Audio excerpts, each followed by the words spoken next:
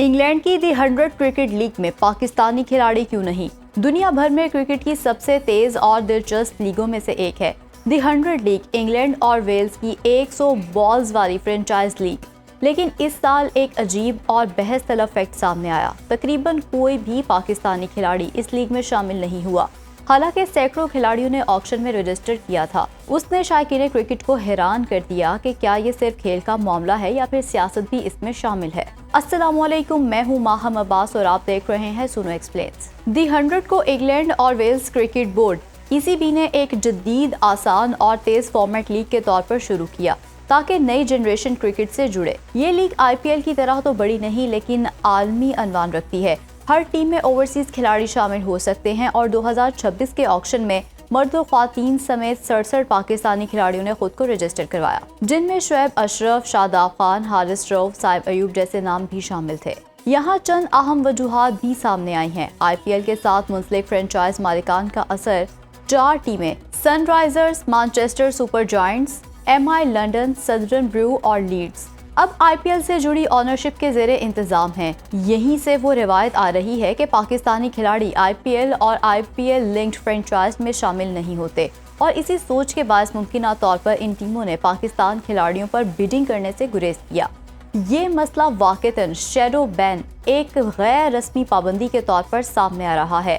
یہ IPL کی وجہ سے نہیں بلکہ پاک بھارت جیو پالیٹکس کی وجہ سے جاری ایک طویل قصہ ہے۔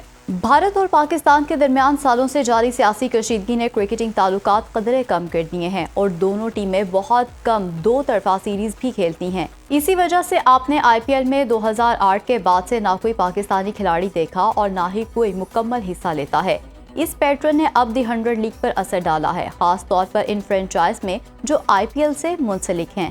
ECB نے کھلاڑیوں کی سلیکشن کے معاملے پر واضح طور پر کہا ہے کہ لیگ کو انکلوسیو بنایا جائے۔ کسی بھی کھلاڑی کو قومیت کی بنیاد پر امتیازی سلوک کا نشانہ نہ بنایا جائے۔ انصاف کے خلاف کوئی شہادت ملی تو تادیبی کارروائی کی جائے گی۔ ECB نے واضح کیا ہے کہ کوئی بھی فرنچائز قانون کے خلاف پاکستان یا کسی بھی ملک کے کھلاڑی کو خارج نہیں کر سکتی۔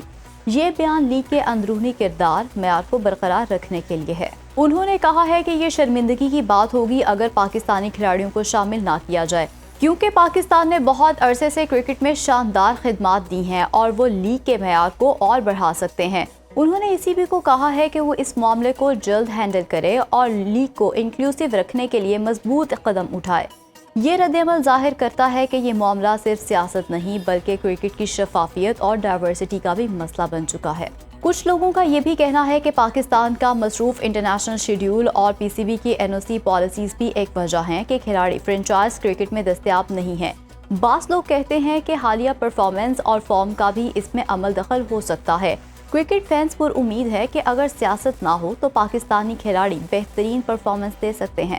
حقیقت یہ ہے کہ دی 100 لیگ میں پاکستان کھلاڑیوں کو شامل نہ کرنے میں صرف ایک وجہ نہیں بلکہ کئی عوامل شامل ہیں، اور پاکستان کے بھارت کے ساتھ تعلقات، فرنچائز مالکان کے تعلقات، ECB کے قوانین اور ڈائیورسٹی کمٹمنٹ، ECB کے NOC میں رکاوٹ بھی شامل حال ہے۔